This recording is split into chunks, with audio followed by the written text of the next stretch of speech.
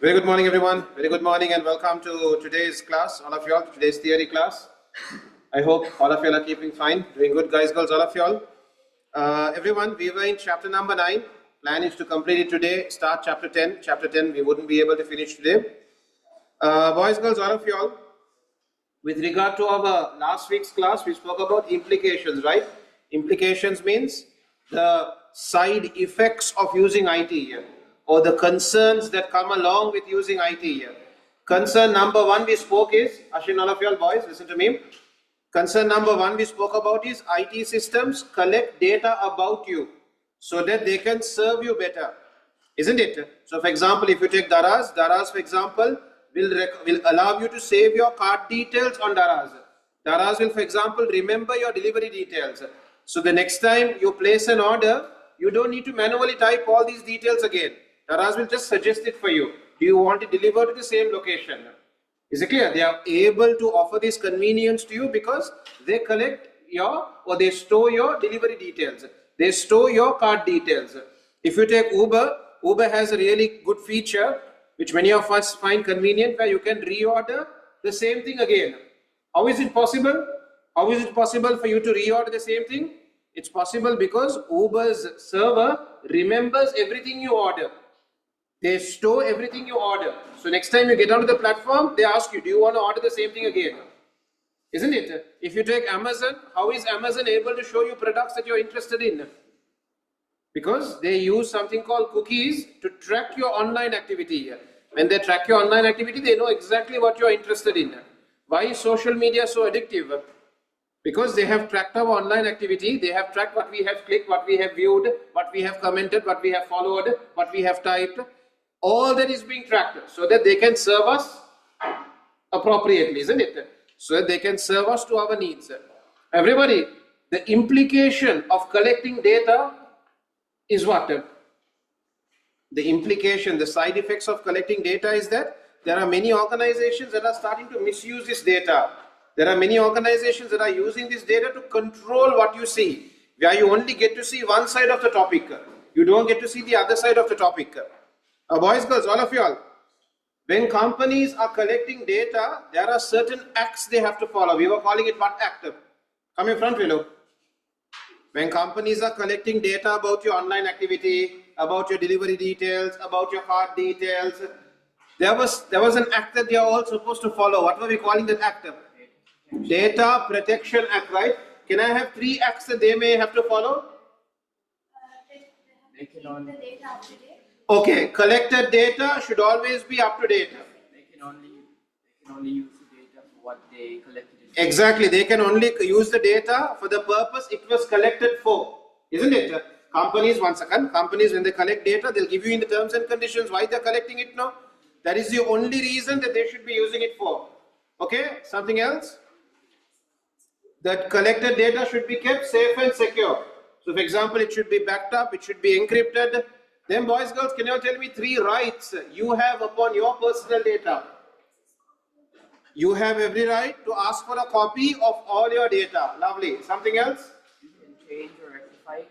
You can get it rectified. If there's a problem with your data, if it's inaccurate, if it's not updated, you have every right to get it corrected. This column, this side, I'm not getting any answers from you all.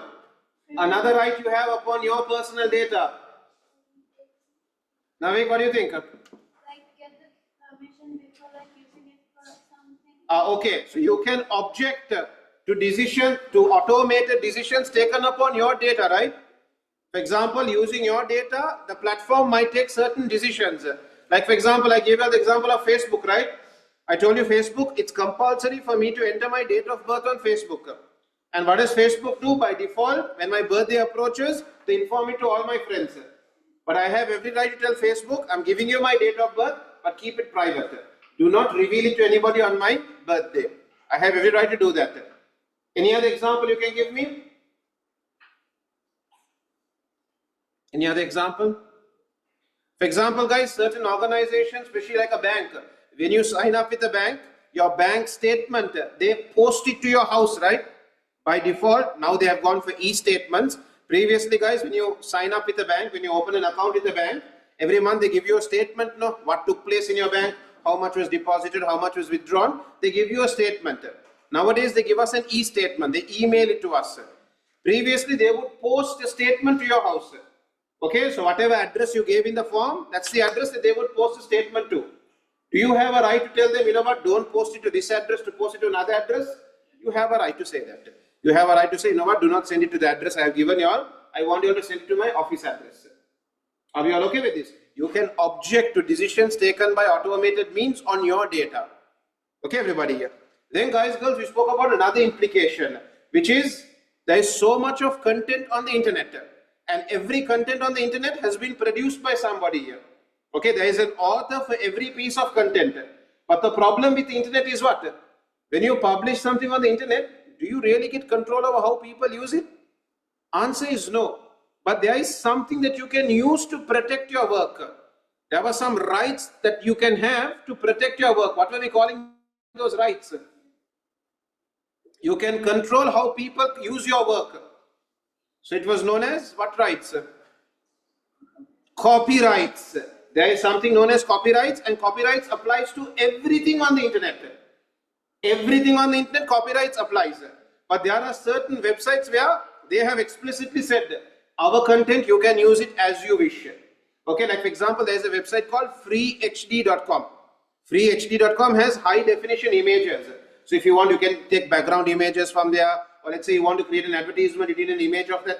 You need an image of a student studying, for example, to create an ad. You can go to freehd.com and take an image from there.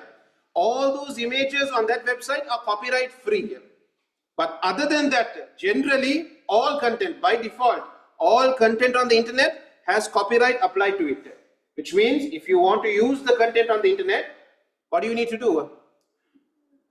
You need to get the permission of the author. If you're unable to get the permission of the author, you're unable to get permission of the author, but you still want to use their content. You have to give them credit. Okay, wherever you use it, at the bottom, on the side, okay, somewhere you need to mention, this work is not my work, it belongs to somebody else. And mention the author's name or the website address. There are certain situations where copyrights don't apply. Where are those? I told you there are certain situations where you can use content and copyrights don't apply. Exemptions. What were those exemptions? So guys, you saw an excellent, you saw a really cool photograph on the internet. You want to use it as your wallpaper. Are you allowed to do so? Yeah, for private use, for personal use, it's allowed. It's not allowed if you're going to be making money out of it, it's not allowed. But if it's for personal use, for private research, it's all right. Any other exemptions? Give me one more. Exactly, you're going to use the content for the benefit of people with disabilities. Normally making a copy of a book, not allowed. That book is not yours, meaning you bought it, but the work of it belongs to the author. You are not allowed to make copies of it. But if you bought a book and you want to convert it into an e-book, or you want to convert it into an audio book, so that somebody with a disability can benefit from it, then copyright doesn't apply to that situation. Okay, that situation is copyright exempt. You have purchased a book and you are converting it into an audio book so that somebody with a disability can still benefit from the book. Is it clear, everybody? So these are copyright exemptions. Then we spoke about another implication. We use IT to know what's happening. For example, we can use IT to monitor individuals, correct? Guys online? For example, we spoke about this. We spoke about this. Right. I told you we can monitor individuals using IT systems. Any examples? Security cameras, CCTV cameras. Anything else? Abigail, what do you think? What are the IT systems you know of that can be used to monitor what's going on? Where are people? What are they doing? GPS, very nice. GPS trackers can be used to monitor where people are. Give me one more. By IP address, that is tracking of devices, right? You can track devices by IP address. Lovely. Okay, these have benefits, these have drawbacks. Shall we start with the drawbacks? Drawback number one of having these systems: compromising people's privacy. Okay, privacy means what? Being able to do what you want. Amma, are you with me? being able to do what you want without others knowing about it. But when you have these IT systems that are tracking you, you lose your privacy a lot. There's always somebody watching you. There's always somebody tracking you. Is it clear? So privacy is heavily compromised. Okay? Something else? Energy consumption. What were you going to say? Same thing. Exactly. Two problems here. The energy consumption. These systems all run on electricity here. Okay? So the electricity consumption is a problem. Another problem is some people may feel as though you don't trust them. Is it clear? When you have CCTV cameras in a place, employees working there, people living there may feel as though you don't trust them.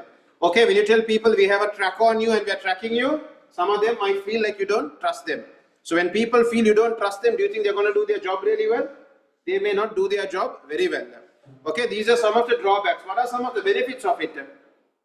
You can identify criminals. You can use it to identify and locate criminals. CCTV cameras, in the news you can see regularly we show CCTV footage of an accident taking place, of a place being robbed, isn't it? Okay, you can use CCTV footage to locate or identify where criminals are. Anything else? Sorry? Exactly. For example, to track children. When you take children to a park, very easy to lose them. But if you can attach a GPS tracker to them, you can allow them to go about and play. And then on your phone, you can see exactly where they are. Okay, these are some of the benefits of using IT systems to monitor individuals. Okay, now boys, girls, everybody, we are going to continue with our implications. The side effects of ICT. Okay, when we use digital technologies, what are the side effects we face? Alright, can everyone come down to page number? Everybody, page number 146. We have another problem. Communications. Everyone, can you all just put next to communication, give me a definition for communication, Willow, using IT here. Connecting, only connecting. If you had to define communication, how would you define it? Through internet, sorry? Linking people all around the world. Collaboration. Can I say something like this? Exchanging of data, exchanging of files, exchanging of information. When I tell I'm communicating with him, what does it mean? I'm telling him something, he's telling me something back. Exchange of information, right? Isn't it? When I tell I'm communicating with him on WhatsApp, it could be messages, it could be files. I'm sending him files, he's sending files back to me. Or I'm sending him a message, he sends a message back to me. Is it clear? So next to communication, can you guys just put a simple definition? Exchange of data, messages, files, information. Okay? Guys online, I'm sorry, now only I'm seeing your messages. Yes. Back and forth connection. Okay, between people, that all sounds good. Okay, I'll just put a simpler one. Exchange of data, files, information between devices. Okay, exchange of data, files, information between devices. Now, boys, girls, all of you all, communication is possible with digital devices, right? That's right, all of you, look at video. Communication, you all know the meaning of communication now, no? Using our smartphone, using our tablet, using our desktop, using our laptop, is communication possible? Boys, girls, look at me, video. Possible or not? Of course, it is possible. And we all use it on a daily basis, isn't it? One of our biggest sources of communicating is through our phones. Some of us are guilty where we communicate more with our phones than with our mouth, isn't it? We text people more than we talk to them. Isn't it? I'm sure many of us are in that boat. Okay? Right. Now we have a problem here. We're talking about implications now. The problem we have here is sometimes, not sometimes, many times, our communication is tracked and monitored. You get it? Now everybody, the local phone calls and messages that you send and receive. Okay, I'm talking about SMS. The SMSs that you send on your phone, your SIM card provider has access to those messages. Did you hear what I told you all? The SMSs that you send on your phone, SMS that you send and receive, your SIM card provider, it might be Dialog, it might be Mobitel, it might be Hutch, whichever ISP you're using, they will have access to those messages. And the police of a country have every right to approach these ISPs and say, we want to investigate this particular telephone number's messages. They have a right to do that. Is it clear? Now the reason the police have a right to do this is for security reasons. They say when a crime is done, we want to know how the crime was done. We want to know who is involved. So we need to go through the messages. Okay, that's the reason that they say we need access to all these messages. But don't you think governments may sometimes use this benefit? Don't you think if the government doesn't like somebody, if there is somebody who's going against the government, don't you think they might misuse their powers to go through that person's inbox, see who he's messaging, see who is messaging him, and then maybe attack him, and then maybe blackmail him, saying, we know what you're talking about, we know who you're talking to, we know what you're planning. What do you think, guys? On one side, you can say the government says we need access to this information to protect the people in the country. But sometimes, haven't we heard many stories of how governments misuse their rights to take revenge against people who are against them? Guys, yes or no? You're following what I'm saying? So everybody, over here, can you guys read this area over here? What do they say over here? There are many ways in which individuals' communication can be monitored. Okay, there are many ways what you speak online, the messages you send, the messages you receive can be monitored online. Have you guys seen in movies? Even the phone calls are monitored.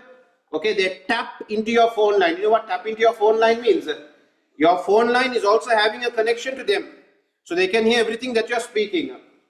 Is it clear? And they say as a government, we have every right to do that because we need to protect our people. So we need to listen to what they're talking to, because if they are, planning to destroy the government, if they're planning to topple the government, if they're planning some sort of conspiracy, we need to know about it so we can protect you all. That's the reason that they give. But sometimes, guys, not sometimes, many a times, they use this reason for what? They use this reason saying, you know what, we want to protect the people, that's why we need access to all this communication. They use this reason so that they can take revenge against people who try to attack them. Isn't it, guys? Okay, we have seen this happening in many, many countries. Okay, where they misuse the rights that they have to attack people who go against them. Okay, so over here, we're talking about another problem over here. Can you guys read these last two paragraphs? Read these last two paragraphs.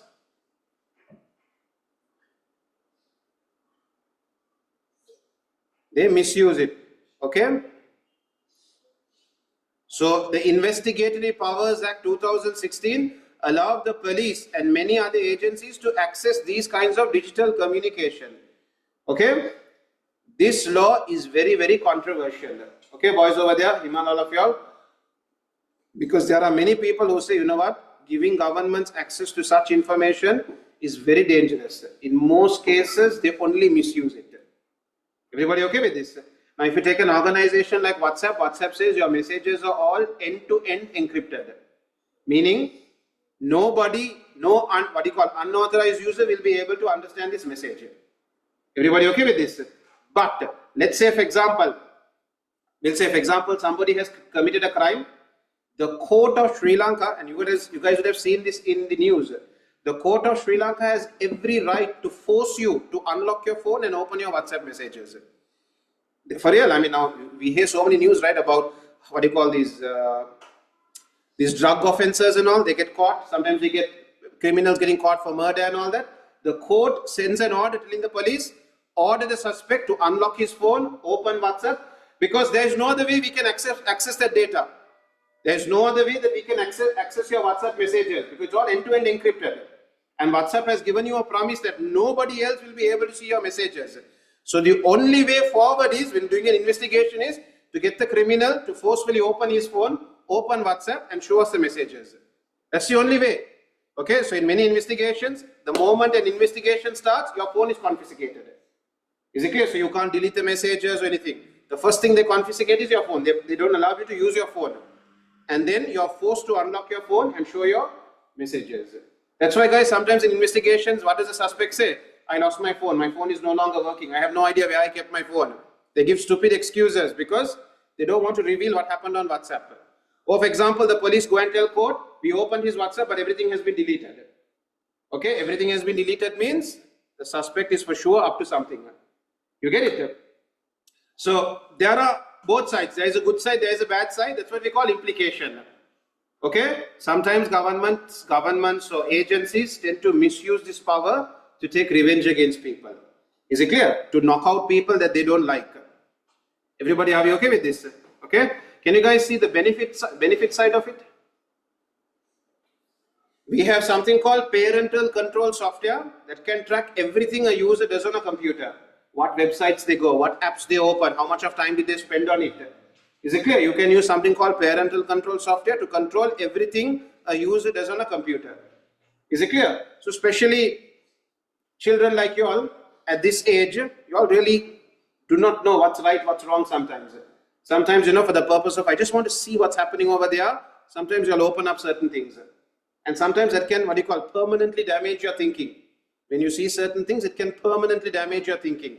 That is why your parents may not even want you all to go that side. May not even want you all to, enter those sides. So they try and block it completely.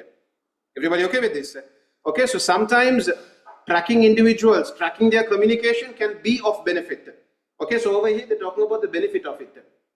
Okay, using parental control software, you can see the messages that were sent, the websites that were accessed, the apps that were opened, the videos that were viewed, how much of time was spent.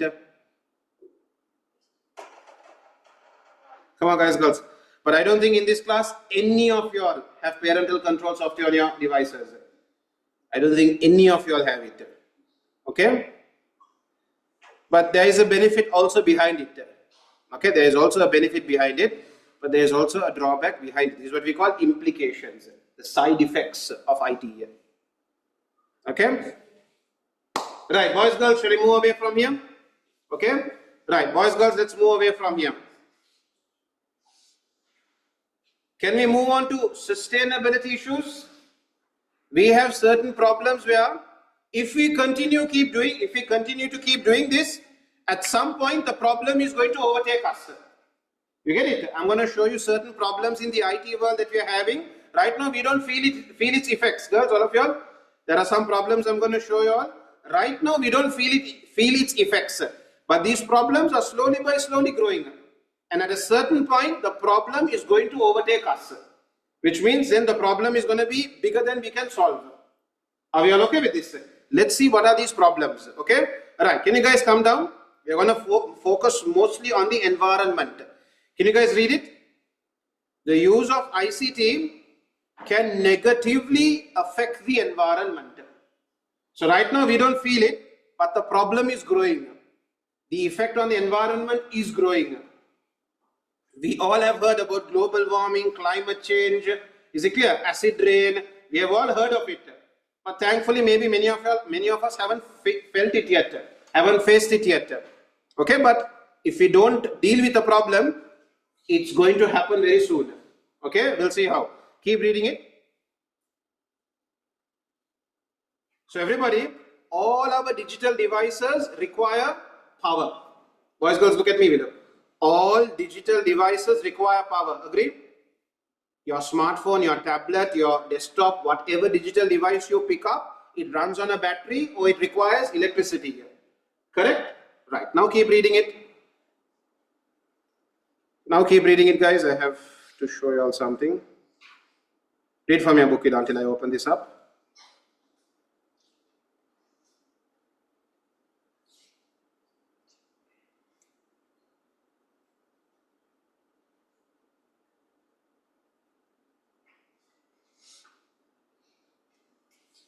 So boys, girls, I want you to see this image and tell me.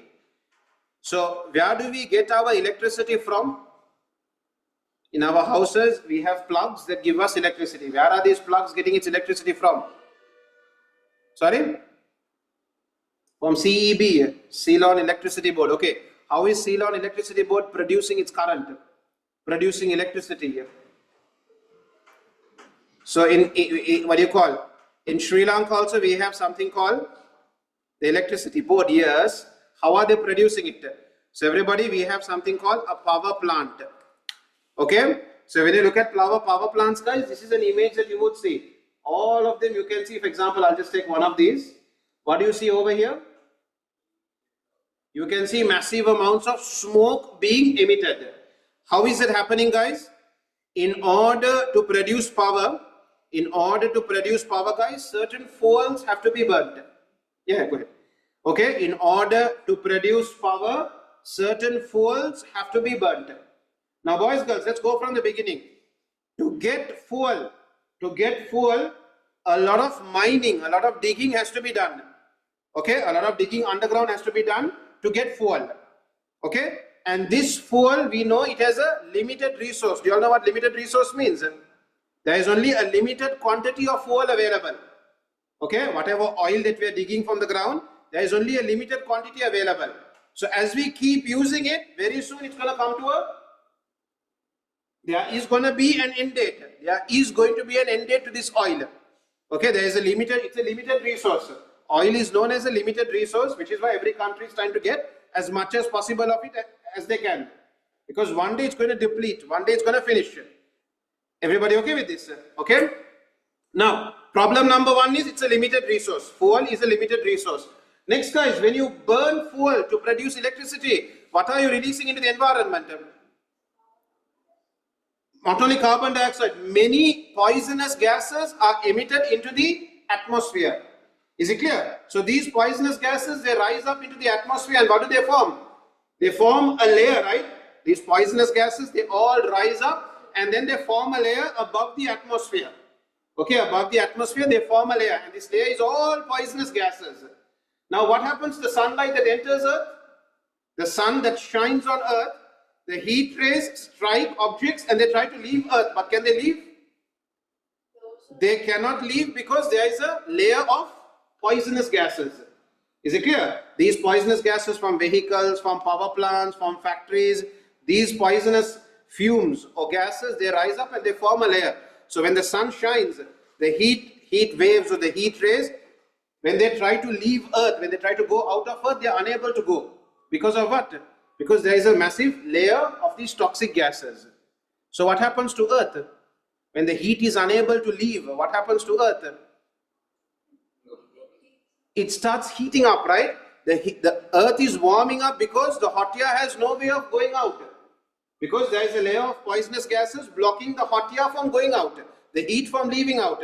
So what do we call this term? This is what we call global warming. The world is warming because the heat is unable to leave. Everybody okay with this? So now boys, girls, all our devices require electricity, which means burning of these fuels is happening non-stop. Because all our devices, our AC, our fan, our light, our laptop, our desktop, our smartphone, all our devices require electricity. Isn't it? Which means these fuels need to be burnt non-stop. And toxic gases are going to be released into the environment non-stop. Is it clear? So that our devices can keep running. Agree or disagree? So isn't that a problem? Right now maybe we don't face the problem. But think about it. 50 years, 100 years from now, the problem might be bigger than we can solve. Everyone okay with this? Right now, we may not feel the effect, but we already see climate change, right? And Sri Lanka is a country where all four climates happen at any time. Isn't it? In Sri Lanka, it suddenly rains, it suddenly sunshine, suddenly rains. But there are certain parts of the world where they have seasons. It is full summer, then it is winter, then it is spring. You get it? In many parts of the world, they have seasons. And many countries have started complaining about what? These seasons are not happening as they used to happen. Summer is not as long as summer used to be. Winter is not as long as winter used to be. Oh, there are, for example, sudden rains. Or, for example, there is sudden heat. It's not how it used to be. Everybody okay with this? We have another problem. Because of the severe heat, what's happening to these massive ice caps? These massive ice caps, what's happening to them? They are melting, right? So what's wrong with them melting? Sea levels are significantly rising. Isn't it? Because these massive ice caps are melting, sea levels are rising, which means land area is going to start decreasing, right? Water is going to start taking over these land areas. Land area is going to start reducing. What about animals that survive in ice only? What's going to happen to them? They are nearing extinction, right? There are certain species that only can survive in ice. They can only survive in very cold areas. But when these areas are turning into water, what's going to happen to them? They cannot live, they cannot survive. They are going to become extinct very soon. So everybody, do you all see the problem over here? What we are doing is not sustainable. Okay, so everybody, this point is clear. Guys online, I'm not seeing your messages. Okay, what you guys are all saying is correct over here. greenhouse effect, all that. Very true. I'll keep the message box on the side. Right, can you guys read this?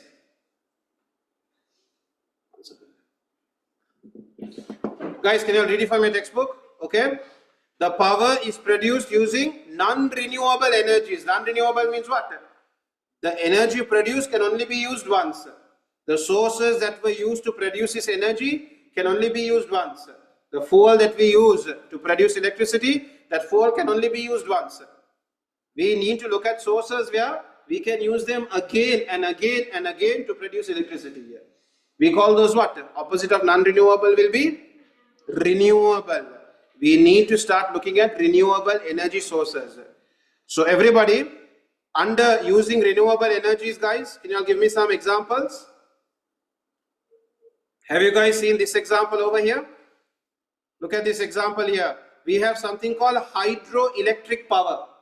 The movement of water moving at a high pressure can generate electricity here. Is it clear? So can you all see, guys? This is what we call hydroelectric power. Look at this diagram over here. So you have water from a high end falling all the way down to a low end. Now when it starts falling here, isn't the pressure going to be very high here? The pressure from up to down is going to be very high here. It's going to come down with a force. When it comes down with a force, what's over here? You have a turbine over here. So when this water starts coming down, what happens? The turbine starts rotating. Is it clear? The water is coming down with a massive force. So when it comes down, the turbine starts rotating. When the turbine starts rotating, what is produced? When it starts rotating at a very high speed, electricity is produced. That electricity is then sent back to the grid, and then from the grid it's sent to all our houses. So guys, in this process, are we burning any toxic gases? We are not burning any toxic gases. Are we using any limited resource here? We are not using any limited, there is no fuel being used here at all. There is no limited resource being used because this water is used again and again. You get it? The water goes down with high pressure, rotates a turbine and then comes onto the river or canal or lake or whatever. And then again this water goes and this water again comes back again. Is it clear? So the water is being used again and again and again to produce electricity here. So your damage on the environment is quite low. Everybody okay with this? So what do we call this? We call this what? Yes, Abdullah, we're going to come to that problem. We call this hydroelectric power. Can you guys note this? Hydroelectric power, it's there in the below point also. So there is this thing, is it sufficient enough? It's not sufficient enough. It is not powerful enough to take care of an entire city even. Okay? But we need to find ways to improve its power output. Guys, something else we can use? Wind turbines, very nice. Everyone look here. Look at this, boys, girls. Windmills. Everyone look here. You can use wind. Everyone look here. Wind is used to rotate these mills, right? These windmills are rotating for the wind, and when they rotate, they produce electricity here. Okay, once again, it's not a huge amount, okay, but we need to find ways to produce a larger amount. Okay, so you can say wind turbines, windmills, solar power. We have another one known as solar power, where you use energy from the sun to produce electricity. Boys over there, I don't see anyone writing. What's happening? Guys, these are examples of renewable energy sources. Okay, hydroelectric power, windmills, solar power. Right, another mitigation that can be taken.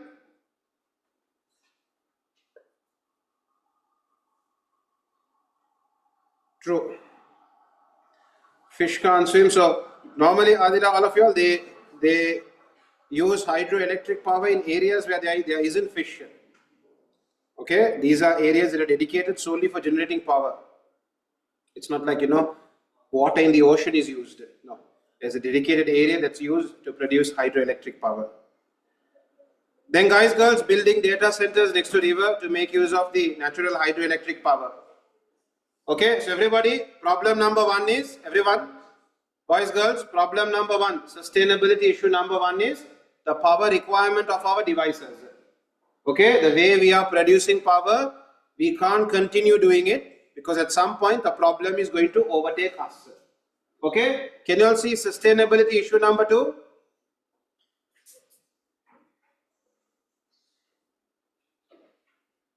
Can everyone read sustainability issue number 2?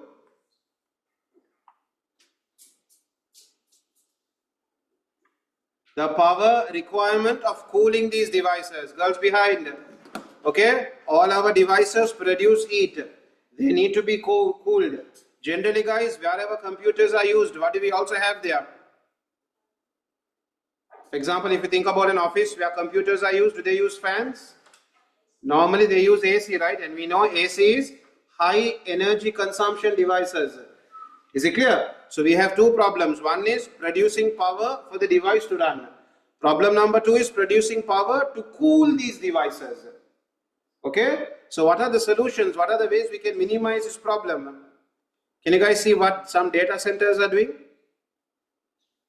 Facebook, for example, is building their data farm where?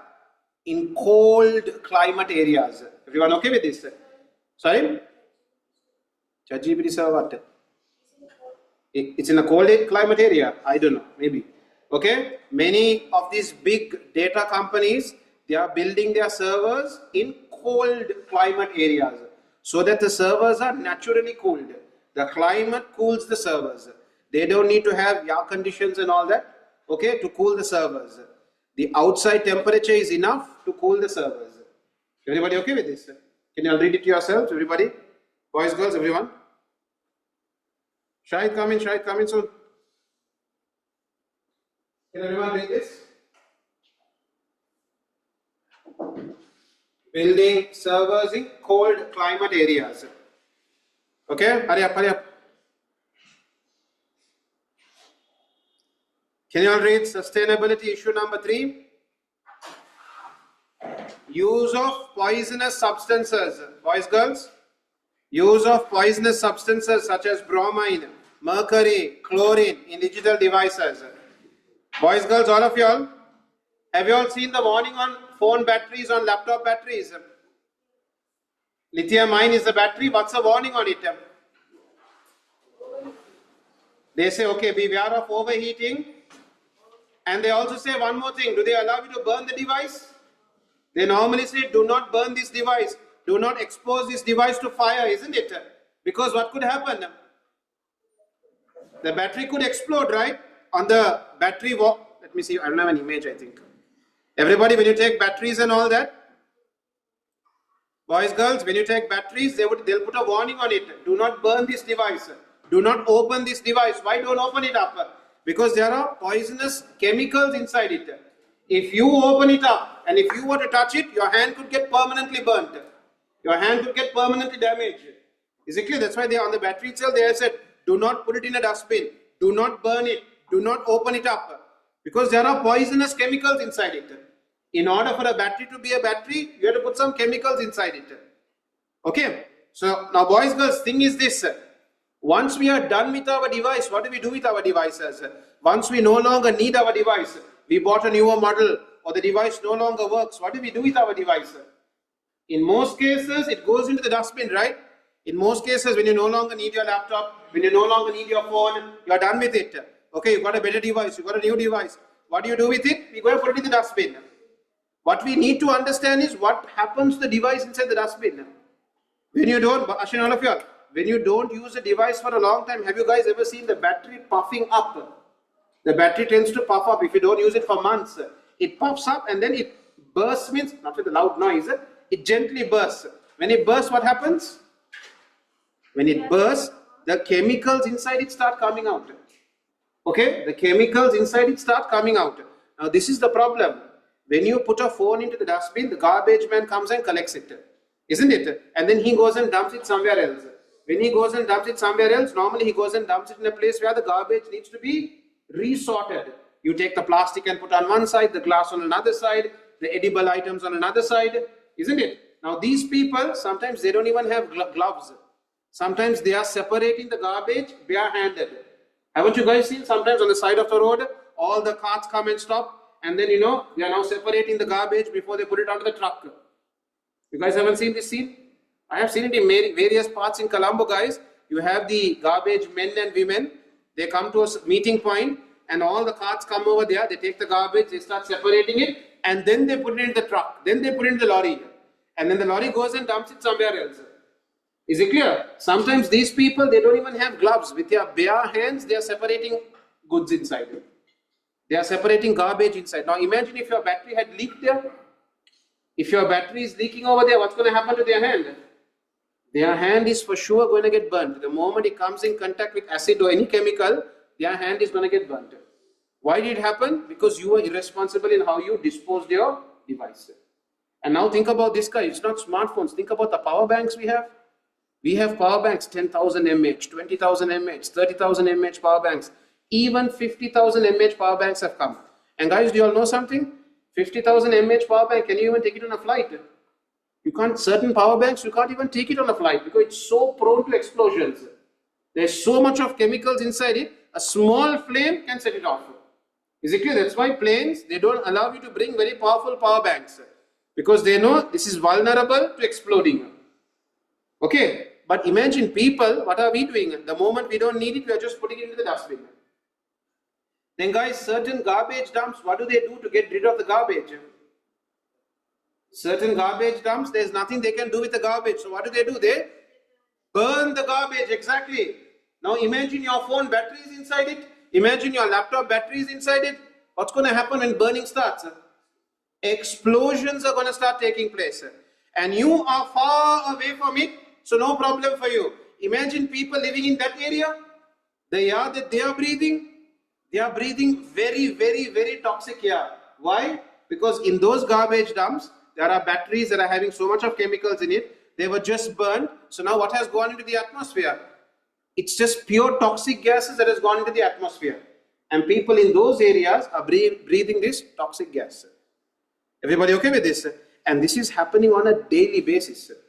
On a daily basis, people are getting rid of devices. And people who are collecting the garbage, what can they do with the garbage? They have to do something to get rid of it. So either they start separating it with their bare hands or they go and burn it. We have another problem. When it goes into a garbage dump, there are so many batteries in that garbage dump. Slowly by slowly, chemicals are leaking out. And where are these chemicals going? They are all going into the soil, isn't it? And then from the soil, where do they start moving? These are all going into the soil, and then from the soil, they start spreading. Okay, so sometimes what happens, when they spread in the soil, they start affecting trees that are growing on that soil. Is it clear? Sometimes, guys, they start leaking into water bodies. Water bodies like what? Canals, rivers, isn't it? It gets into the soil, and then from the soil, it starts moving, and it starts getting into water bodies.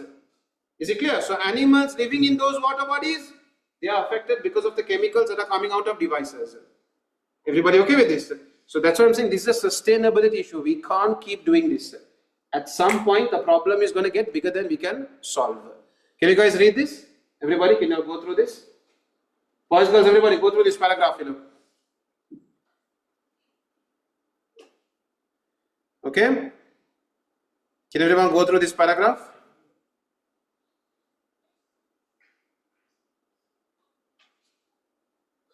When devices are thrown away, chemicals leak out, can cause health risks. Okay?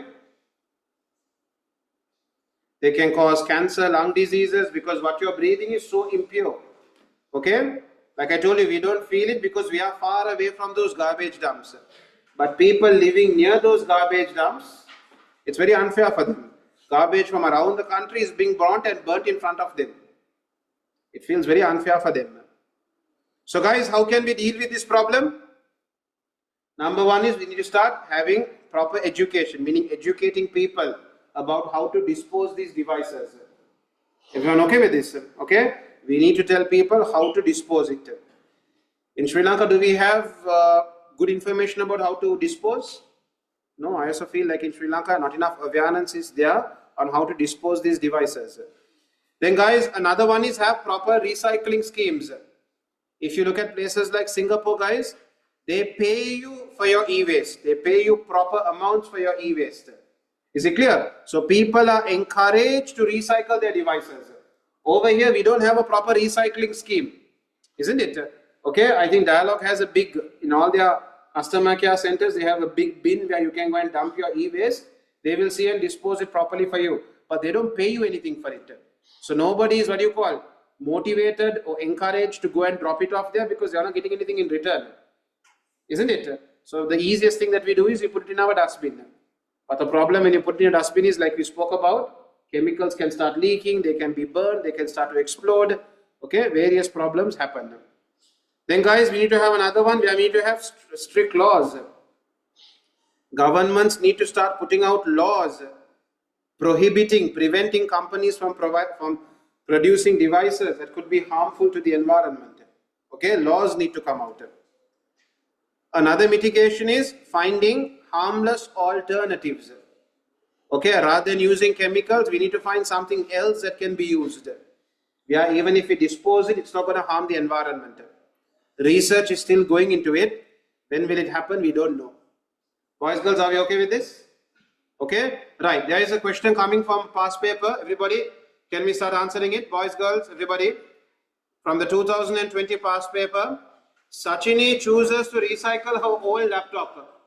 Everybody, describe 2 ways. Tell me in detail in which the improper disposal of digital devices could be harmful to human health. So boys, girls, what shall we write over here? Ashen, too much of talking. Come on everyone, what shall I say over here? Sachini, she chooses to recycle. What are some of the improper disposal ways? Instead of recycling, if she had? Okay, throwing away of burning. Okay, before burning, we'll say this. Throwing away of digital devices into a garbage dump. One second, now. Throwing away, or throwing off digital devices into a garbage dump where chemicals in these digital devices start to leak out and enter the soil. Okay, and then what's the problem, guys? Once it enters the soil, why aren't you writing? Sorry? Once it enters the soil, what's the problem? Sorry? Okay, it could affect the trees growing there, or it could leak into water bodies, or it could affect animals living in that area. Okay? Seeps into drinking water. Okay? Affect trees. Where chemicals in these devices start to leak out and enter the soil, and then start affecting plants that grow on this soil. Sorry? So which part of the environment covers everything, right? Let's try and be specific. The tree is being affected, or water bodies are being affected, polluted. Right, another improper disposal method can be burning of digital devices.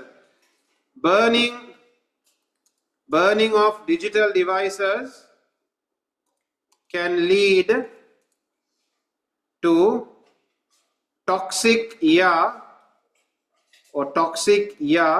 being released into the atmosphere, okay, which in turn can affect people's respiratory system.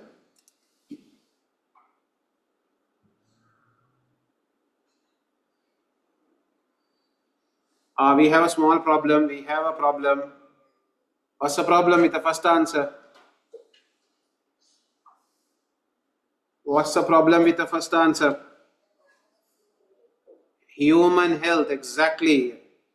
Boys, girls, we didn't read the question properly. Harmful to human health, not environment. So, then we'll talk about water bodies being affected. So, boys, girls, can you cut and please note down the start to leak out and enter the soil, and then could enter water bodies which could affect or which could poison the drinking water, because they have specifically said human health. Okay.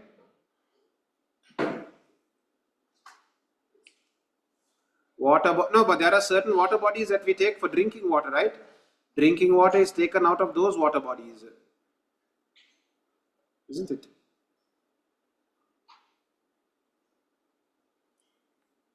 Then boys, girls.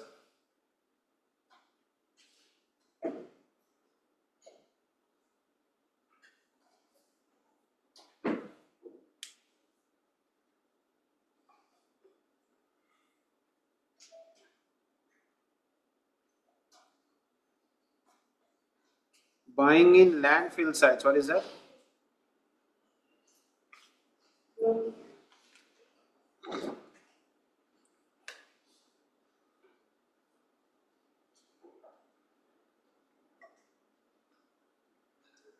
Then boys, girls, there is another question. Explain one benefit to the environment of buying previously owned devices. Sorry? Pollination. Pollution, you mean?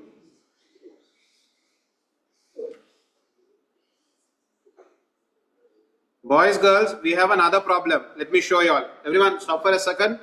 Everybody, all our digital devices contain metal in them. Do you all know? You all know that? All our digital devices, even if the phone body is made out of plastic, inside it you have a circuit board. No, the circuit board is definitely made out of metal. The processor is made out of metal. The RAM chip is made out of metal. Our SD card, SSD is made out of metal. Okay, now boys, girls, metal has to be mined. You know what is mining? Metal, precious metals are found by digging the ground. And digging as in not just a few feet. Quite a lot of feet needs to be dug in order to extract metals. So I'll just, boys, girls, look here. I'll just show you all a mining area. Okay, tell me what you all see here. Okay, metal mining area. Okay, let me see. What do you guys see over here? Do you all see trees and rivers and people and all that living here? No, right? You can see vast amounts of land are destroyed to extract metals, to mine metal. Is it clear? And guys, once you do your mining, that's it. Trees never grow back again over here. Girls, are you all with me? Okay, once you do your mining over here, this area is permanently damaged. Is it clear? Trees don't grow back here again. Rivers don't form again here. Life is completely gone. Okay, now think about our devices. In order to get metal to produce our circuit boards, to produce our RAM, to produce our storage devices, this damage needs to be done to the environment. Right now, we don't feel it because we are living far away from these mining areas. But people who are living in these areas, they are starting to lose their homes because powerful factories, powerful corporations are coming over there and forcefully telling them to leave. Is it clear? Think about animals living in this area. They have to flee. They have no trees to live on. Is it clear? Their homes, all that is destroyed so that mining can take place. Everybody okay with this? Do you all see what I'm trying to tell you all over here? Okay, in order for us to produce digital devices, we need metal. The metal that is being produced is coming from a very harmful source. Where large amounts of environment is being destroyed in order to extract metal. And the environment is being permanently damaged. Okay, in A level, we have a topic over here. I was showing the students certain videos. Mountains have been destroyed to be able to produce metal. And those mountains are like permanently gone now. There's no more living going to happen over there. They have damaged it so much that trees can no longer grow over there now. You guys get it? So now all of you all with that in mind, tell me. So everyone just look at all the pictures. When you say landmine, look at this. There's nothing. Okay, it's all just, completely destroyed. Okay, now with that in mind, guys, you all tell me the benefit of buying previously owned devices. So when you buy previously owned devices, isn't the metal being used again and again? The same metal is being used multiple times. Then the amount of mining that needs to be done to produce new metals will increase or decrease? Obviously going to decrease. So will mining decrease? Mining would decrease. Isn't it? We can talk about that, or we could talk about something else. What shall we say? Quarry, yes, that's what they call it, mining quarry. So what shall we say over here? One benefit to the environment of buying previously owned devices, we can say, when devices are recycled,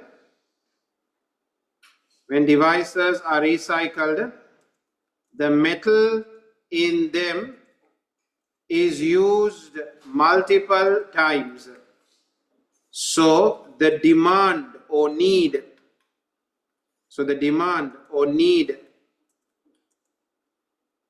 for mining of metals to produce newer devices would significantly reduce, thus reducing the effects caused by mining on the environment.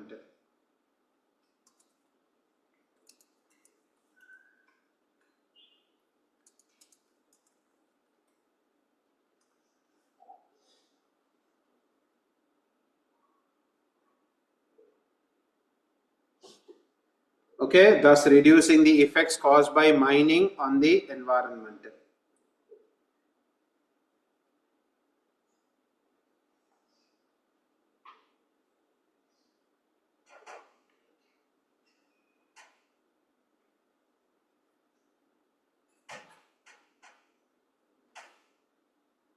Are we all good with this?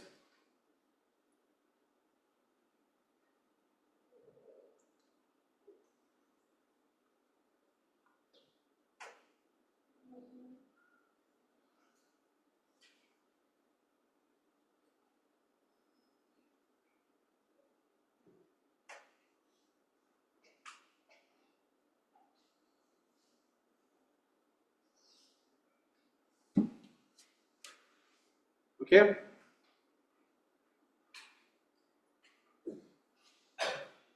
Right, guys, girls, let's move down. Everybody, can you all read the marking schemes also?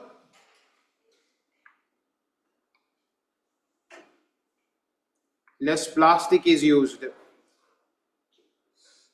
Then guys, also producing newer devices requires more fossil fuels, right? Okay, you need electricity to produce newer devices. When you recycle devices, the amount of fossil fuels that are going to be used to produce new devices would significantly reduce. Okay? Guys, go through the marking scheme. Read the marking scheme on your book, please.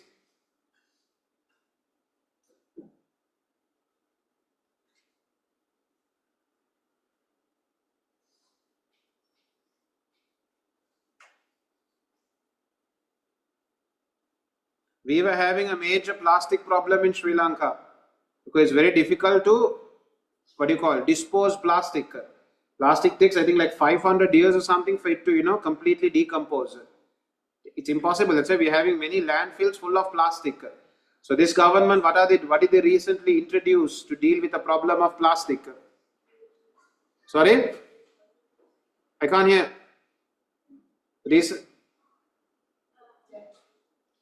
Could you all talk a little louder, please? Exactly. They made it mandatory for supermarkets to charge you for the shopping bag. Is it clear? So through this, at least people would start using the same shopping bag 2-3 times.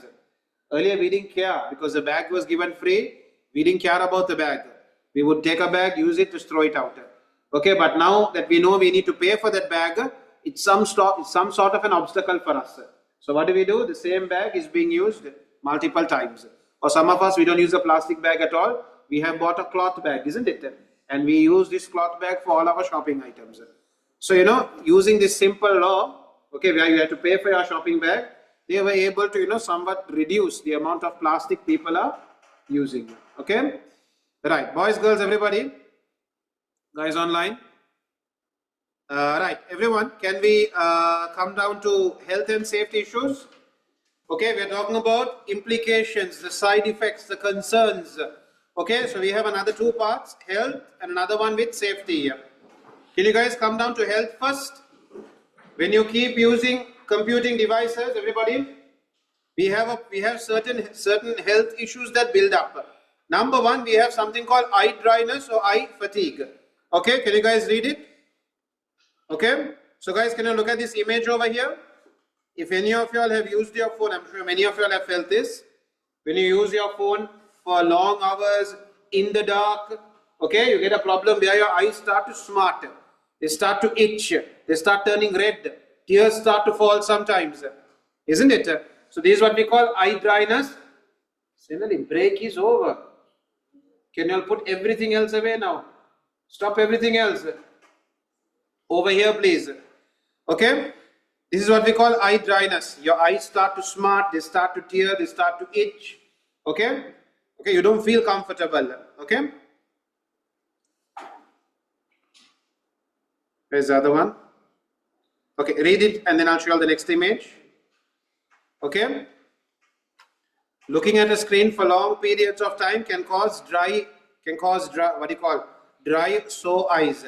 Human eyes are sensitive to the short wavelength. Okay guys, normally when we go into reading mode, night mode, comfort mode, what color disappears? The blue color, the white color, we say blue. The blue color goes away, right?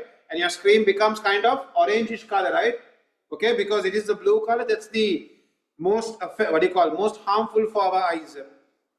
That's the color, that wavelength is what causes our eyes to start tearing.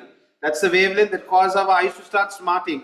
That's why when we go into reading mode, eye comfort, night mode, the blue light is taken off. What's another word for it? We call it what? Blue light filter, right? We call it blue light filter. Why? Because the blue light is knocked out. The blue light is blocked out. Is it clear? Because it's the blue light that affects our eyes the most. Okay? So one method that can be taken to reduce eye dryness is what? Enabling a what? All of y'all, for the problem of eye dryness, one precaution you can take is going into night mode, enabling night blue light filter. Is it clear? Right, keep reading it. Keep reading it, guys. How to minimize it?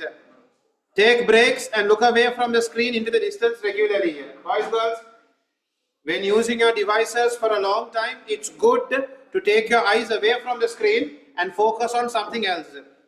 Okay, guys, so if you have a picture, you look at that picture. Of example, if you have your window, you look out of your window.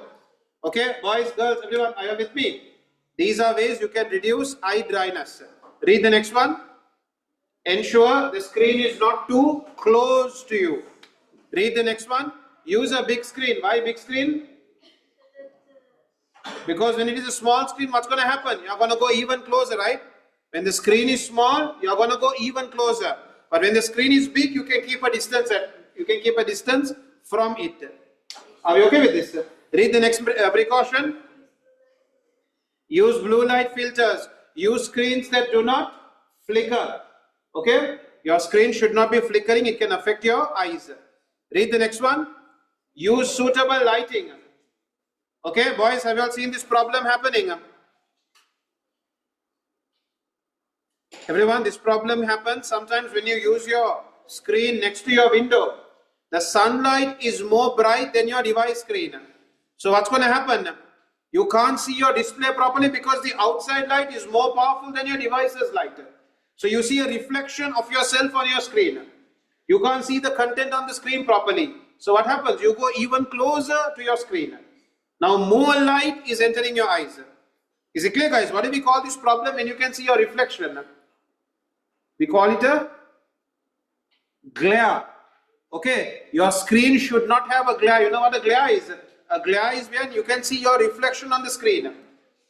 Is it clear? This happens when the outside light is more powerful than your device's light. What happens when you take your smartphone and use it outside on the road? The sunlight is much more powerful than your device's brightness. So what happens? There is a bigger reflection than the content of your screen. So you bring the phone even closer to your eyes to see what's on the screen. Now what's happening? There is a lot of light entering your eyes. This can lead to what? This can lead to eye dryness, your eyes turning red, your eyes tearing, they start itching, they start smarting. Are we good with this, everybody? Health problem number 1 is eye dryness, eye fatigue. Okay? Can you all read health problem number 2? Boys, girls, health problem number 2. repetitive strain injury. Okay, everyone, look at this image over here. When you use your computer for many hours at a stretch without taking a break, we develop a problem like this, where it starts to pain over here. I forgot the word, where the wrist, somewhere at the wrist, where your joints are, sorry, where your joints are. So somewhere here, somewhere here, somewhere here. Everybody okay with this? You get a pain over here because you have been keeping your hand in one position for a long time. Boys, girls, can you all see this image over here? This is what we call repetitive strain injury. You have kept your hand in one position for a long time, in an uncomfortable position for a long time. It starts developing pain over here.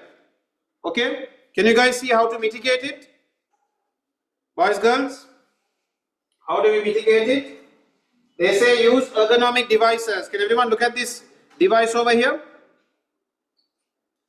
Look at this device over here, boys, girls. Ergonomic mouse. Look at this. Can you all see the size of the mouse, guys? It's quite big. So your hand is flat out. Your hand is not bent. Now normally look at this mouse, guys. This mouse is small. My hand is always bent. So when I use it for 2-3 hours, my wrists start to pain because it's always bent. Is it clear? But when you use a mouse like this, your hands are flat. Look at this keyboard over here. Look at this keyboard over here. You can see over here, guys. What do you all see over here? There is a place for you to rest your wrist. Okay, you have a wrist rest. Girls, are you with me? The keys are all placed out, so your fingers are flat. Now, our keyboards are quite small, right? So our fingers are always like this, isn't it? Because our keyboards, the keys are very close to each other, our fingers are like this. So we start developing pains over here. But if you take a keyboard like this, where the keys are spread out, there is a cushion for you to rest your wrist. You don't develop pain. Okay, guys, what do we call these devices? Ergonomic devices. Ergonomic mouse, ergonomic keyboard. Okay, these reduce the chances of you developing repetitive strain injury. Are we okay with this, boys, girls, everyone? Read the next one, everyone. Read the next one, please. Backache or neckache. What do you think the solution for backache or neckache is? Posture. Maintain a proper posture. The way you sit matters a lot. Everyone look at this image here. Everyone over here. Your eyes should be at what? Eye level with the monitor. When you have to look up to see the monitor, when you have to look down to see the monitor, you are going to develop a neckache.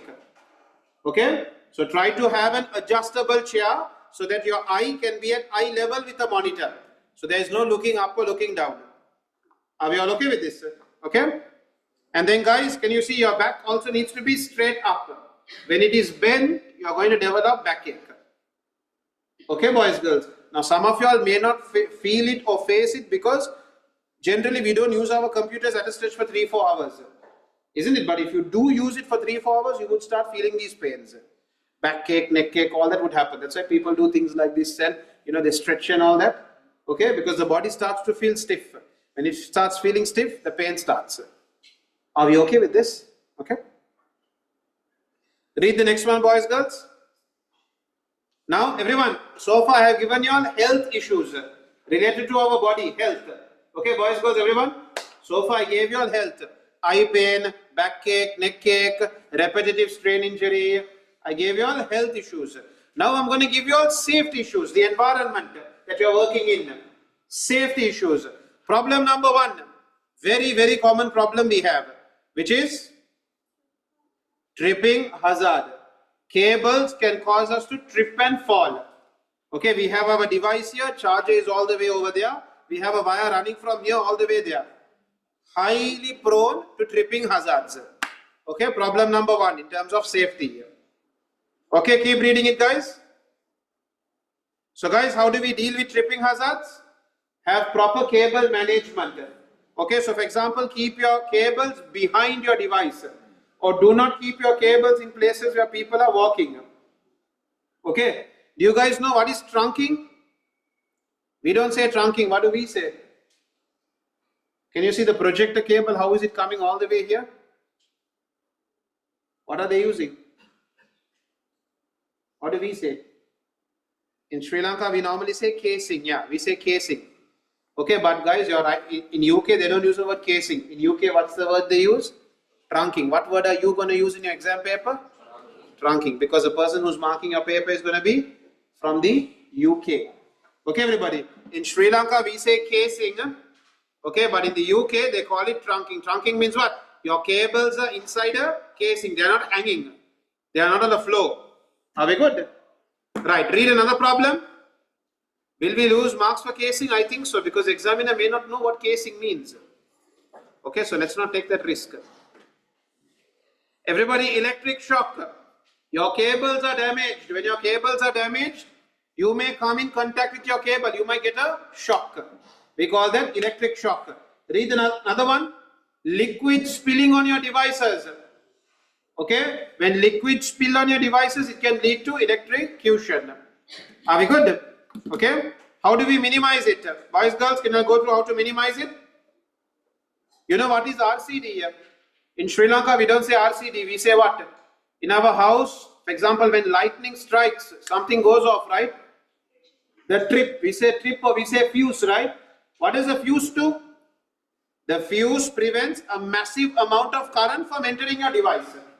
Isn't it? So when lightning strikes your house, what does the fuse do? The fuse goes off. So this massive amount of current cannot reach your device. Have you guys ever had this problem? Laptop is not working. When you take it to a technician, what do they say? Your board has been burnt. Or sometimes your smartphone, they say the board has been burnt. What do you mean by board has been burnt? A massive amount of current has entered the device. And that massive amount of current has burnt your board. Your board is no longer working. Your motherboard is no longer working. Guys, all our devices have a maximum amount of current it can handle. Are we okay with this? Girls behind over there.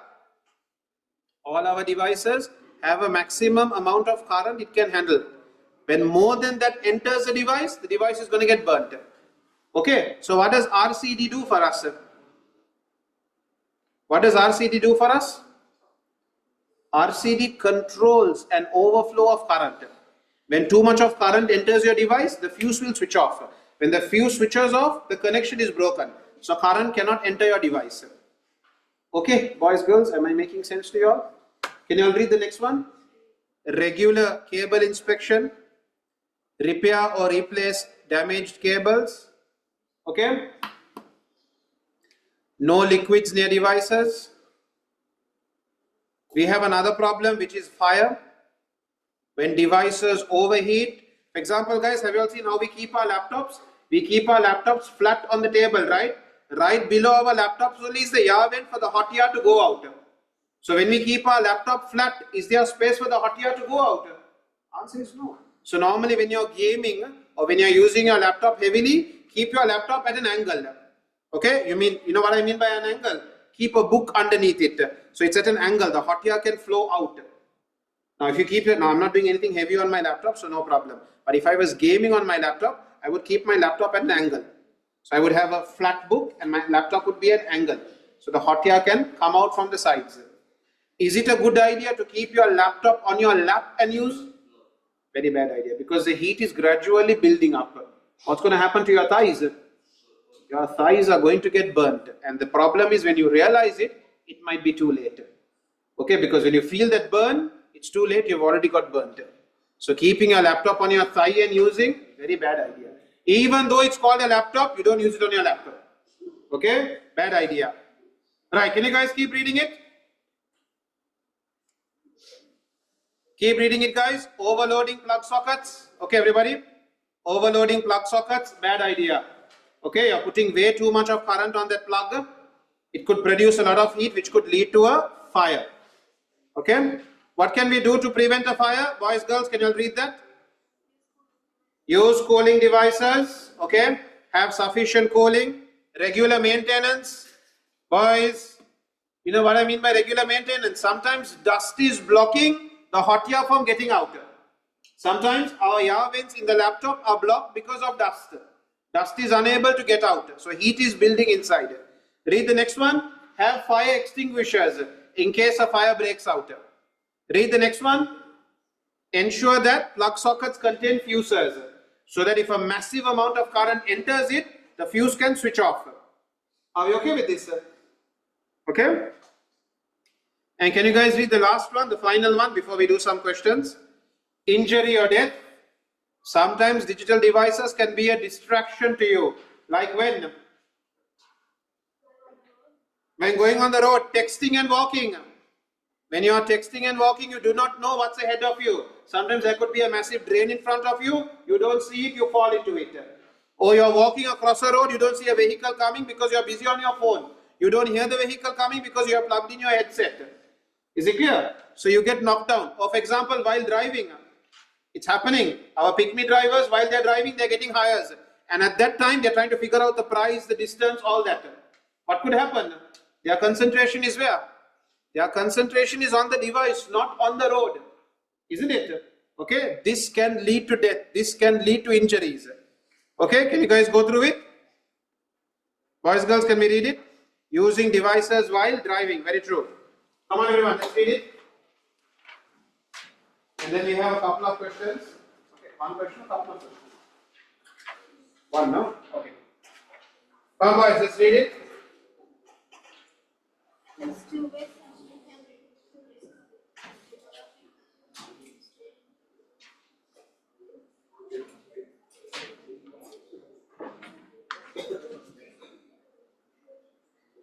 Right, there is a question over here for us, boys, girls. Can we answer this?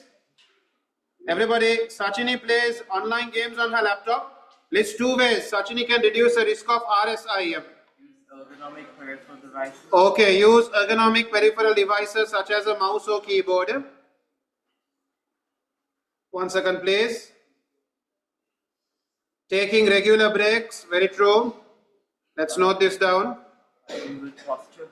Maintaining a proper posture. No, RSI, no? RSI, back ache, neck ache only we say posture. Okay?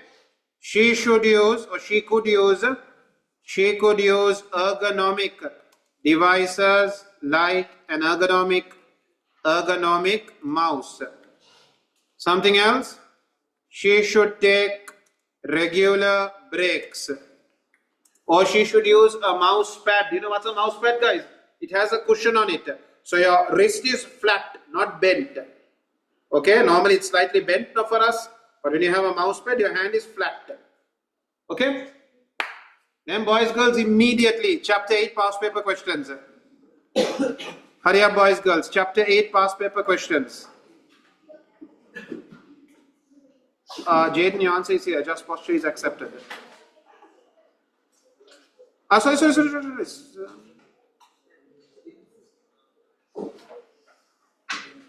Boys, girls, who can explain this to me? How is reducing brightness going to work? You're straining the eyes. So we're talking about RSI. How is reducing brightness going to work? Reduces strain on the eye. We are talking about RSI. List two ways Sachini can reduce the risk of RSI. I also do not know that. Okay, boys, girls, maybe you all can cut that out. This is a marking scheme screenshot I have taken, but I don't understand how reducing the brightness will work. Okay, if anyone has an answer, let me know. Question says repetitive strain injury here. No, repetitive strain injury is here. This area, nothing to do with eye. I don't know. Right, boys, girls, chapter 8, let's run. Everyone, chapter 8, past paper questions, please. Chapter 8.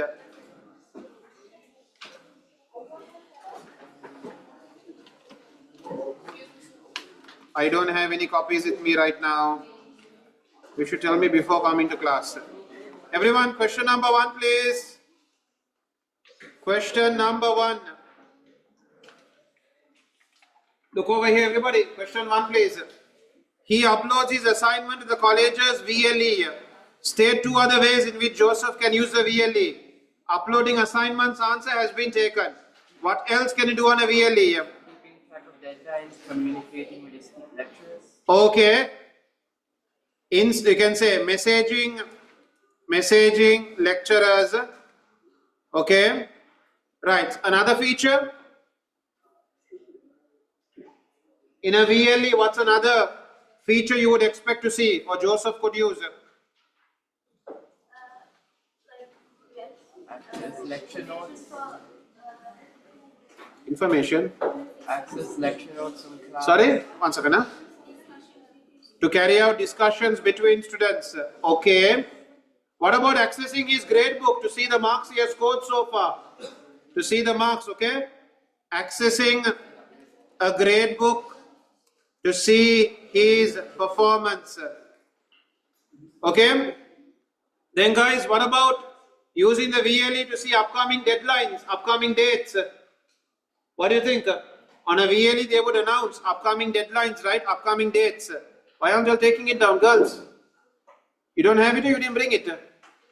How come you all don't have chapter 8? You didn't come, you were there now when I did this lesson. You never got absent this year? Over here, what can I say? Viewing upcoming deadlines and important dates. Okay? Right, come on, can we get these down?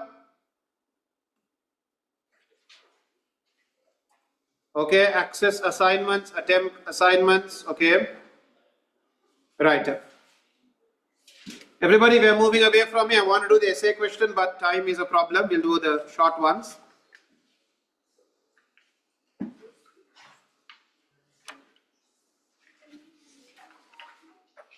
Hurry up, let's move away from here. Question number 4, yeah. Kasuni studies online. Which one of these is a user-generated reference site? A wiki, yes, user-generated. Let's move on to the next one, everybody. Question 5 asks, Judy is researching online. List 2 types of user-generated reference sites Judy could use. User-generated, one is wiki, true. Another one can be places where users put content. Forums, very true. Wikis and forums can be considered as user-generated. Wikis and forum. Are we okay with this? Question number 6, everybody. Question number 6. Let us check some hotel reviews on an online community. What's forum? No, a forum is a place where you can have online discussions. So for example, if you take Reddit, you can start a discussion over there and people can join in the discussion in the form of comments. Okay, so you can open up a topic and then, as comments, people can discuss with you. Like reddit.com, studentroom.com, .co.uk. Let us check some hotel reviews on an online community. Describe one key feature of a wiki that is different from the key features of a forum. A wiki gives more like factual information, while forums are more opinion-based and discussion. Yeah, they're asking feature, not characteristics. Okay, in a wiki you can have links. In forums also, no, forums don't allow you to produce links. True. Boys, girls, in a wiki, you can use links to connect all your content. If you take wikipedia.com, everybody, if you take Wikipedia, when you open up an article in Wikipedia, how do they connect you to it? How do they connect you with related content to that article? It's all hyperlinks, right? In the article, whenever they explain something, they give you hyperlinks so that you can see more content about it. So a wiki is built up using links connecting each other. But in a forum, normally they don't allow you to share links. Is it clear? Normally in a forum, posting of links is not allowed. Okay, so you could talk about that. Something else? In a wiki, are you allowed to suggest additions? In Wikipedia and all that, you can suggest additions. A moderator will go through your changes, and if it is true, accurate, all that, he will publish it. In a forum, do you suggest changes? In a forum, there is no editing of changes. Everyone okay with this? In a forum, it's a discussion place. So we can talk about this. Details on wiki. Azim, they are not asking you characteristics. They are asking you features. What does it have? Okay? So everybody over here, we can talk about the links. You can say a wiki contains hyperlinks that connects all the content on a wiki together. Okay, while a forum generally does not allow posting of hyperlinks. So we can say a forum allows to add comments and replies. Okay, but they're asking feature of a wiki that is different from a forum. You have to focus on the wiki. Then boys, girls, one more. Give me a second, please. Let's talk about the next one. What's wrong? 1 second, I'll first finish this.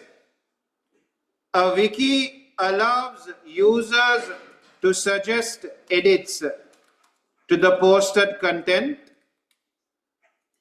whereas a forum does not have this feature.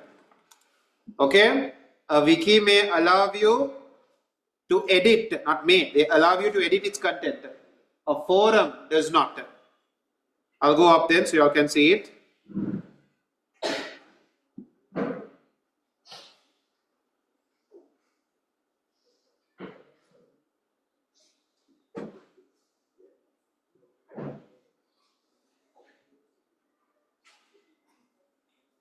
This hyperlink part, I just want to show it to you all. Can you give me a second to show it to you all?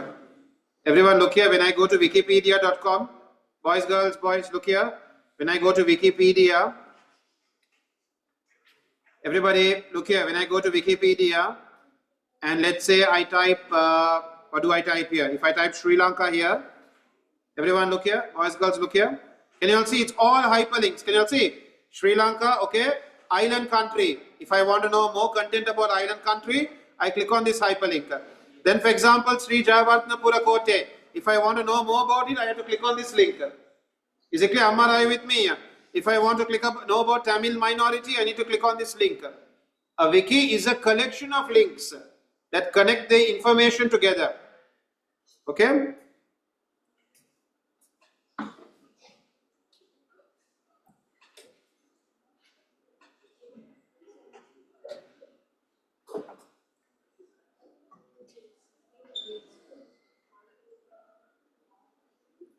Is it always accurate?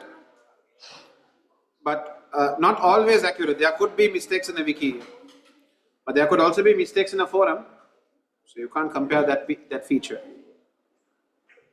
A wiki could have mistakes, could have problems, could have outdated information, possible. Right, our last one, everybody. Our last one. Question number 8. Boys, girls, question 8, please. Question 8. The students have set up an internet forum to discuss the project. Identify 3 benefits of using an internet forum. Anyone around the world can. Okay. Users from around the world can participate. Right. Something else?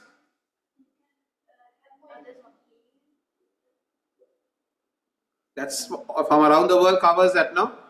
Or you can say can choose which users can participate in the discussion. You guys know about this, right? On an internet forum, you can have a closed discussion or an open discussion.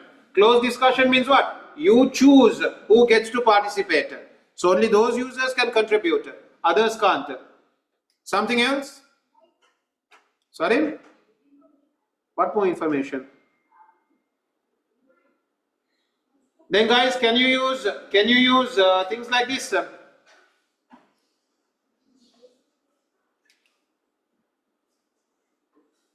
You can say reply feature. Reply feature can be used to reply to specific comments. Then guys, can you categorize your content using? Or rather you can categorize the forum using tags. Very nice. You can say tags can be used to categorize the content so that it can be found easily by other users. Okay, so you can categorize your discussion so other users can easily find it and participate in it. Everybody, today is the deadline for your homework. I hope you guys are all working on it. Tomorrow, guys, we continue with our practicals in Excel. Today, I'll be giving out some more files to download for tomorrow's class. Okay? Right, guys, girls, if you're done with that, then until we meet again tomorrow at the same time, take care, stay safe, see you all tomorrow. Bye-bye.